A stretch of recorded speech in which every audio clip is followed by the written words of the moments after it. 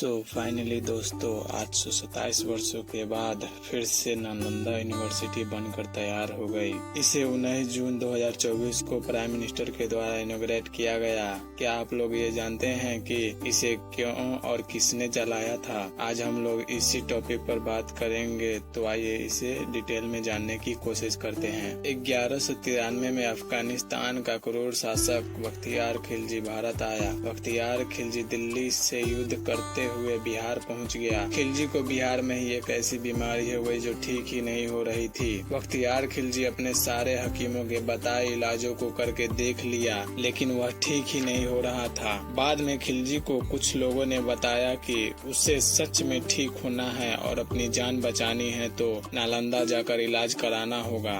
बख्तियार खिलजी ने शुरुआत में इस्लामिक दवाई के अलावा और कोई दवाई ट्राई नहीं करना चाहता था, पर जब खिलजी की तबीयत और बिगड़ने लगी तब वह इलाज कराने के लिए तैयार हो गया। लेकिन इलाज कराने से पहले खिलजी ने चीफ आयुर्वेदिक आचार्य राहुल श्रीभद्र जी के सामने एक कंडीशन रखा कि मैं कोई दवा नहीं खाऊंगा, मुझे ऐसे ही ठीक करके बताओ। आचार्य जी मान गए और खिलजी को कुरान देकर पढ़ने को कहा। जैसे जैसे कुरान के पेजेस खत्म होते जा रहे थे, वैसे वैसे खिलजी भी ठीक होते जा रहा था। तब खिलजी ने आचार्य श्रीभद्र जी से पूछा कि ये सब कैसे हुआ? कुरान तो मैंने पहले भी पढ़ा था, मगर तब ये बदलाव देखने को नहीं मिला। तब जाकर आचार्य जी ने बताया कि उन्होंने उसके कुरान के पेजेस में दवा का फ्रेग्रेंस डाल दिया है, जिनके सुगंध लेते लेते खिलजी ठीक होते जा रहा है। खिलजी एक आचार्य का इस लेवल का नॉलेज देखकर दंग रह गया। खिलजी के मन में अनसिक्योर की भावना उठने लगी। वह सोचने लगा कि यह यूनिवर्सिटी इस्लामिक धर्म के लिए खतरा बन सकता है, मगर अफसोस उसकी जान बचाने के बाद भी खिलजी खुश होने के बजाय नालंदा को जला दिया। खिलजी को बर्दाश्त नहीं हुआ कि उसके हकीम से ज्यादा नॉलेज किसी यूनिवर्सिटी में मौजूद है, इसीलिए वह यूनिवर्सिटी को जलाया ही नहीं बल्कि वहाँ के मंगस को भी मार डाला।